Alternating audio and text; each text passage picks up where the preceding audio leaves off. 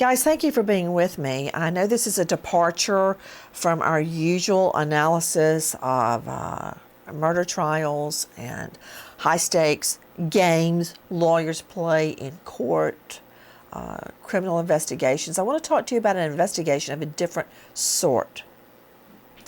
I want to talk to you about the truth of the Shroud of Turin. And I'll tell you why. Because today, a phenomenal book has hit the market. I already got up this morning and got it on Amazon in Kindle form. It's called The Only Witness. And I want to show you the picture of the front of it. The Only Witness, a history of the Shroud of Turin. And it is written by a friend and colleague, Guy Powell. I have known Guy for many, many years through our Sunday school class that he led for years.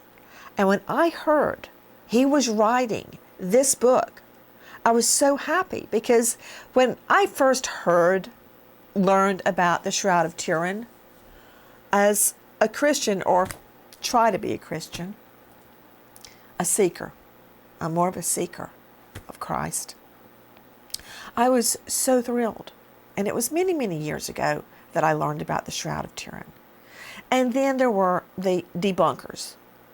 And I've got to tell you, I almost wished I hadn't heard what they said, because I wanted very much to believe that the Shroud of Turin was real. Whether it is or isn't changes nothing about the resurrection. Now, apparently, the debunkers have been debunked. What is the truth? With me is Guy Powell, author of The Only Witness, a history of the Shroud of Turin. Guy, I'm so happy to get to speak to you. Thank you so much, Nancy. And I really like your introduction because back in 1978 is when I really first learned about it. There was I can't remember if it was a Time or a Life magazine article, and I said, wow, what's that? I'd never heard of that. And that then kind of got me interested in it. And then when you talk about the debunkers, that was 1988 when a handful of scientists and laboratories did some radiocarbon testing on it. And they came out at the end and said that the shroud is dates from 1260 to 1390. And then at that moment, then I heard that and I said, oh my God, it's fake, And, Whoa, wait just a minute, Guy Powell. We don't say OMG on NG.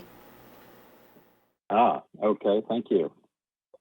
So in any case, they said the shroud is fake. They said they flogged it, they faked it.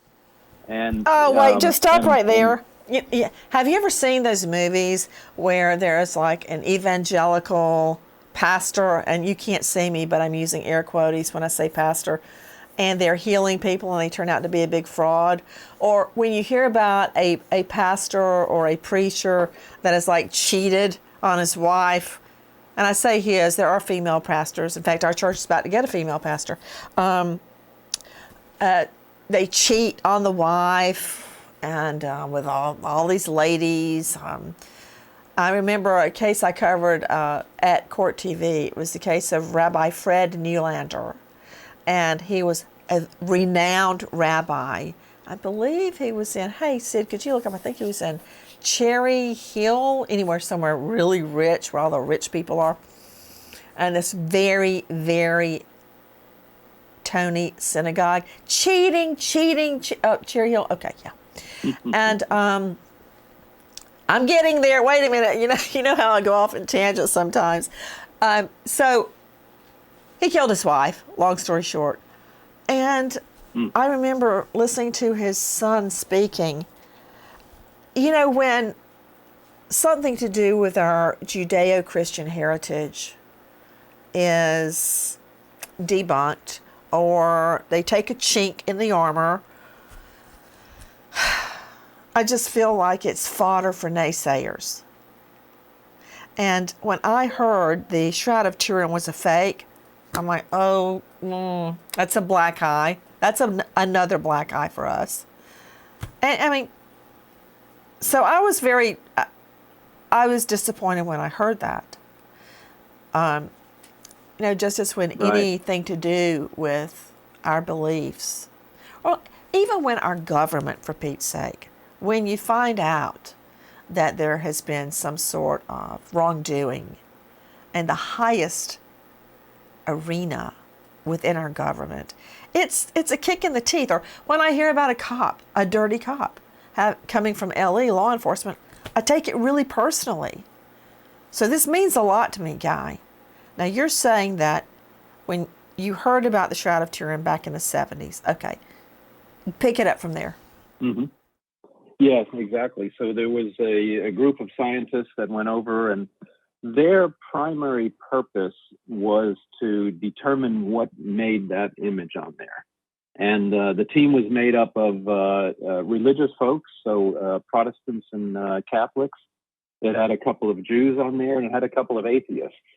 And when they got done studying the Shroud of 120 consecutive hours over 5 days straight, all of them came back and they said, this is not a painting. It is not dyed. It is not stained. It is something that they have never seen before, that it is not,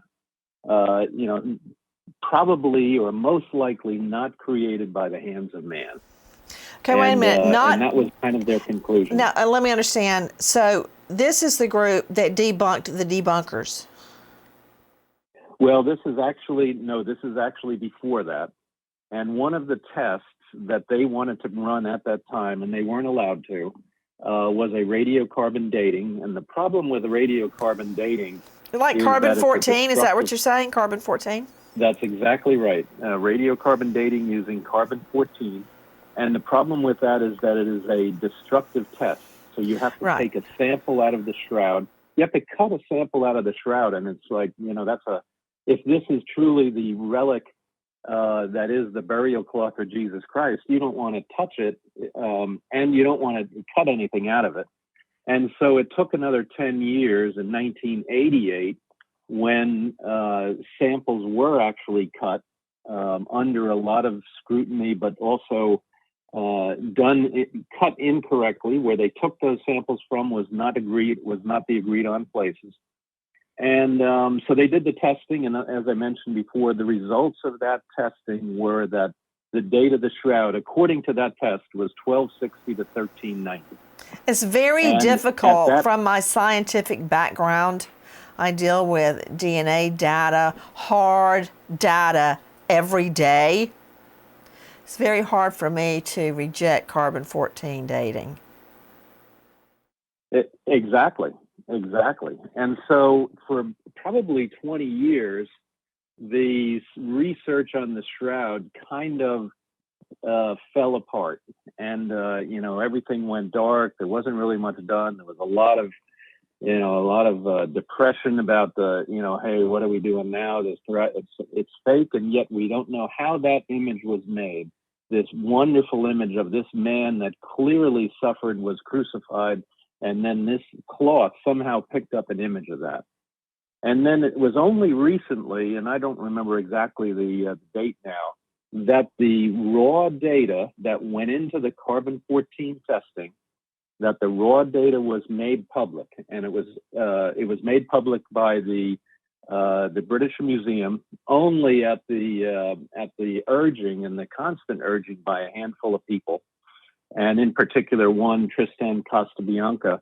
And he got the data and found out that they had flogged it. They had flogged the data that they used, and there's some statistical tests that are done. And without getting into the details of that, it is believed that they purposefully flogged the data using their word, and they did not follow the statistical rigor that would need to be done on the results that they got. And yet they published it anyway. And it's now, as that now is coming to light, and here over the last few years, that now this debunker, these three debunkers, these labs, have now been debunked, and that one test that they did is wrong. Now, Okay, wait, let me take in itself, everything that you've just told me. So, mm-hmm. the debunkers come in, they see 14, carbon 14, the Shroud of Turin, and they say that the Shroud was created, I believe you said, what, the 1800, when did you say? 1260 1260 to 1390. Yes. Okay, and it's very, very difficult for me to reject. Well, I cannot reject the carbon 14 test because I know it to be true. You are now telling me, Guy, that the data used in the carbon 14 test was intentionally skewed to prove falsely the Shroud of Turin was a fake. Yes, exactly. So one of the things when you get so what happens is that the carbon 14 test and the results from their test on the samples, and that's a critical word, on the samples that they took are most likely correct. That the date of those samples actually range from somewhere between 1260 to 1390. The problem is twofold. The first one is, where did they take those samples from on the Shroud? Number one. Normally what you would do is, if you really, really wanted to do a pure scientific test, you would take a sample from one corner, from the middle, from the edge, another corner. You would take them all around the whole cloth. You would not take them from exactly the same place. The second thing is, because they didn't do that, and that was the agreed on approach, and then all of a sudden they decided not to do that. They took it from one spot. Well, the spot that they took it from had potentially two things wrong with it. First of all, when the Shroud was displayed over the last 2 millennia, that is where the Shroud was held by the bishops and the senior church hierarchy when they actually wanted to display it to the public. So the grime on your hands, the oil on your hands would contaminate and probably contaminated that spot where they took it. You just said something I can connect to. Contaminate, like contaminated DNA. So what I think you're saying, and of course I'm a JD, I'm no scientist, is that of course it is not the carbon 14 method that is in question, because it simply is not. Just like evolution is not in question. That's the way it happened. Now, how you want to look at evolution through the filter of Adam and Eve, that's a whole nother can of worms. But carbon 14 testing is not the problem here. The problem, as I understand you saying, is that the linen itself is very, very polluted, contaminated by, for instance, where it was kept, how it was handled over all those years. Is that what you're saying? So the carbon 14 testing in pristine laboratory conditions would have been fine, but that the object, the Shroud itself, was polluted? That is, there's 2 or 3 areas, but yes, that's the first one. Is that weren't traces of fungus and calcium carbonate found? That's a different thing, but yes, there were traces of calcium carbonate and other dust that is only found in Jerusalem. And isn't it true that certain areas of the Shroud were darned, in other words, repaired later on?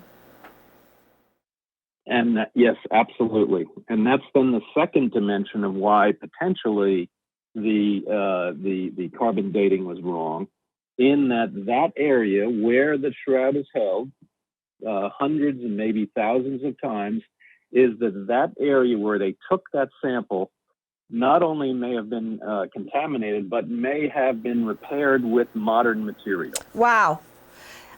You know, Guy, I remember when I read that the Shroud of Turin was a fake. I remember that moment. Like, I remember where I was exactly when I found out Elvis Presley was killed.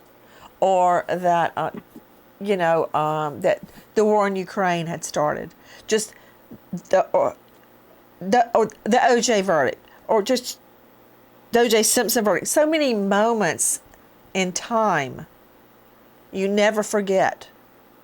And I remember immediately running to David, to whom I'm now married, and saying, the Shroud of Turin is a fake. And I was upset, although I have absolutely no connection to the Shroud of Turin at all. And in my mind, whether it's real or not real, has no bearing on the truth of Christ's teachings. Correct. Absolutely. I've got to ask you something, Absolutely. Guy. What led you to write The Only Witness, A History of the Shroud of Turin?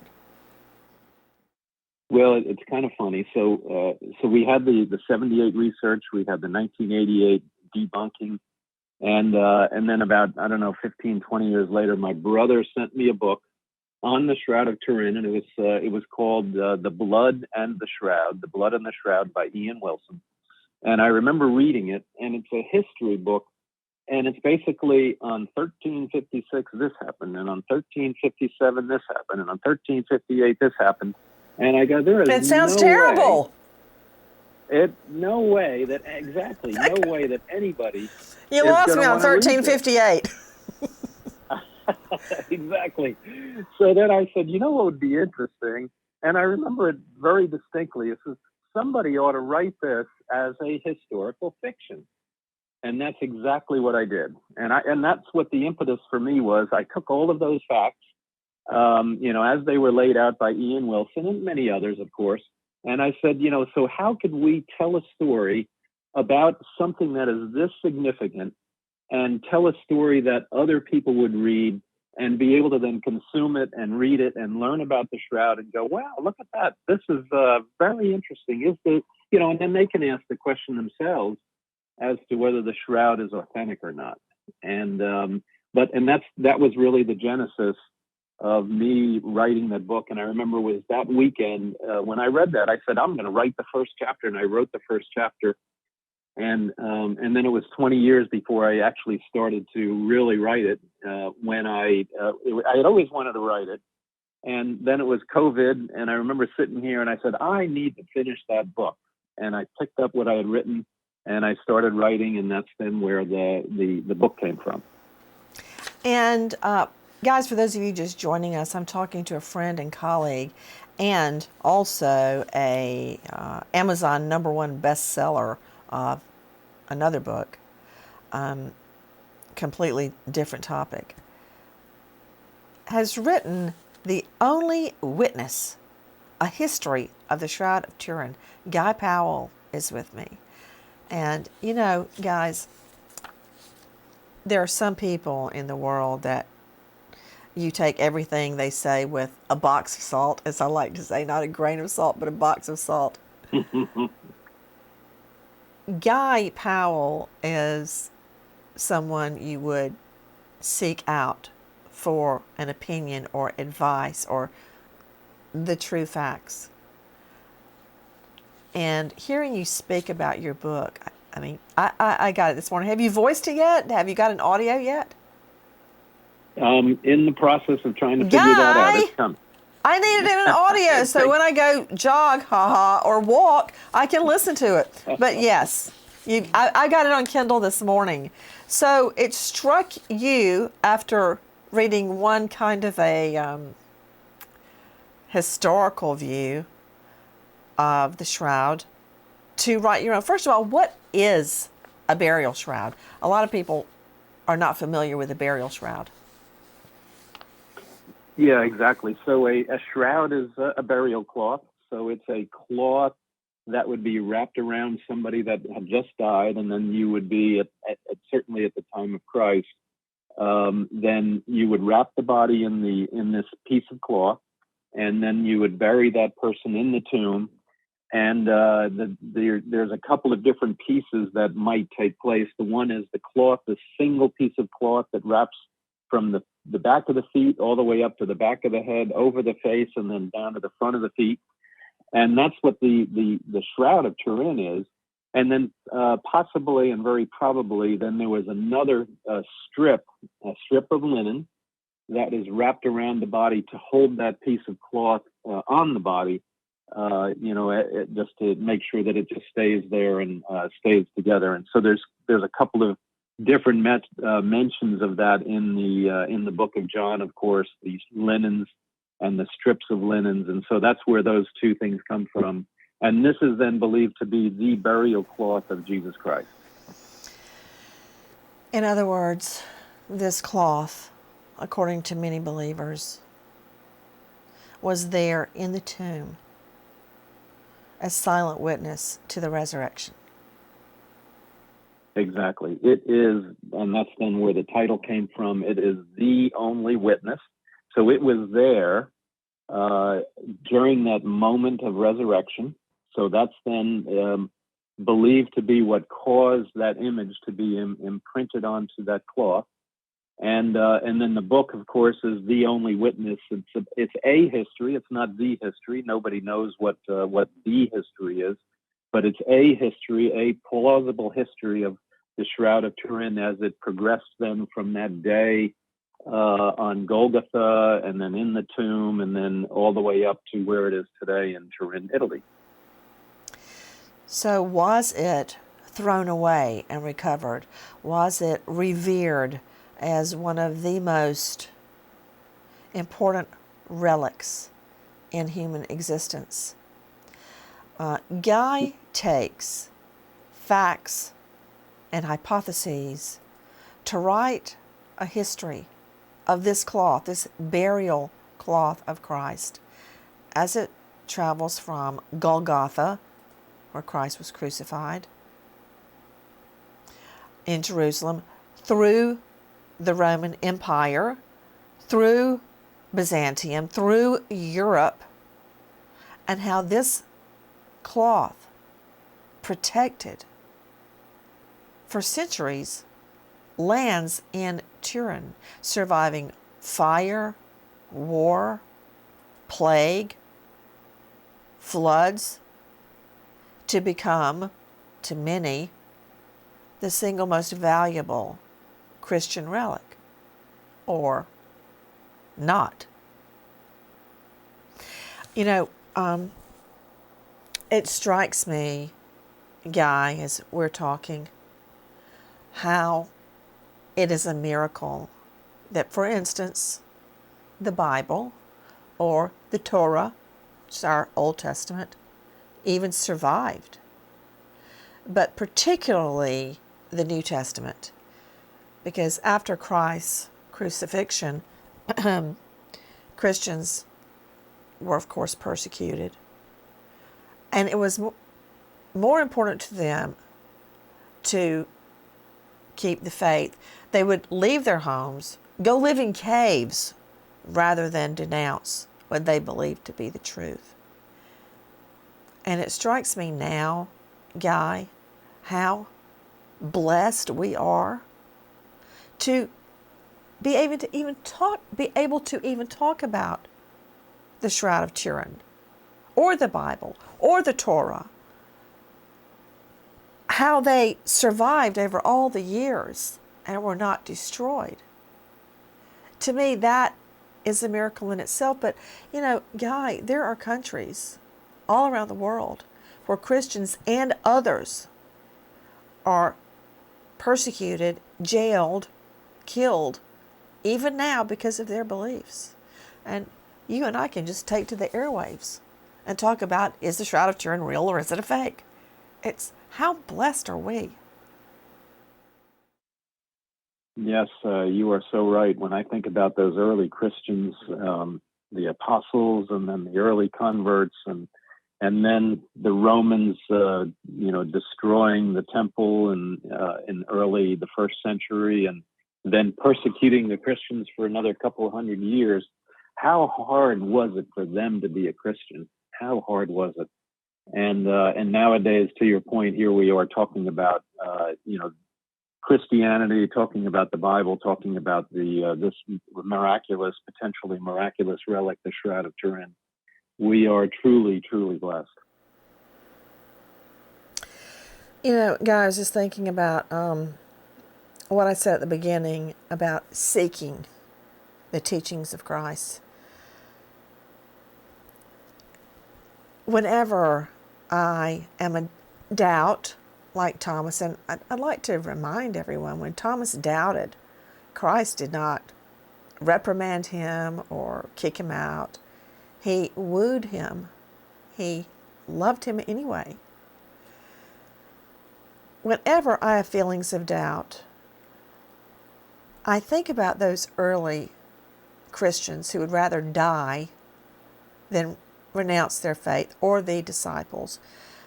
Do you remember Peter would not even agree to be crucified? He thought it was too similar to the way Christ was killed. So he insisted he be crucified upside down.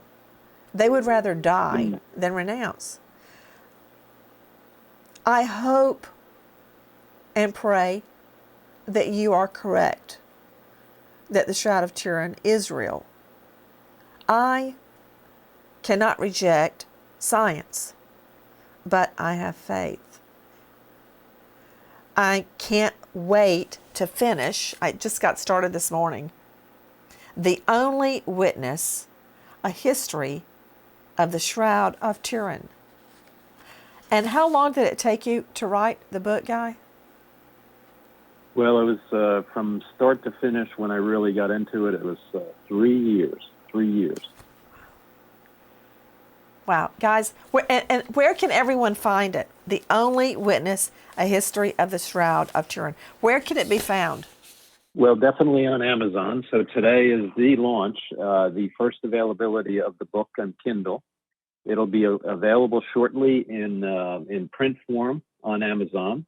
It's available it'll be available through any bookstore, and certainly hope to have it available in different Christian bookstores. And then lastly, if you want to, you can also get it from my site, guypowell.com. And there you can sign up for the book, also purchase the book, and learn even more about the Shroud of Turin. This is a labor of love, and I really look forward to reading it. Guy Powell, thank you for being with us today. Nancy, thank you so much. I very much appreciate it. Bye, friend.